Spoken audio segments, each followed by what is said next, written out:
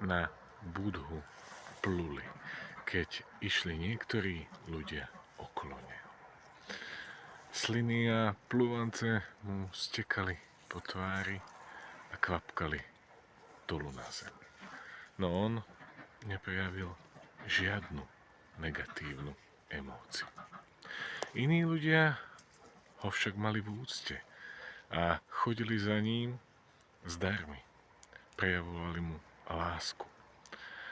No on neprejavil žiadne pozitívne reakcie. Len v pokoji sedel. A rovnako nás aj dnes ľudia chcú chytiť na háčik nádherných, úžasných a na prvý pohľad láskavých vecí. No za tým všetkým je len egoizmus, nič iné. Iní ľudia nás chcú chytiť na háčik hnevu a chcú tak stiahnuť na svoju úroveň. Nedovolme im to. Zostaňme v pokoji.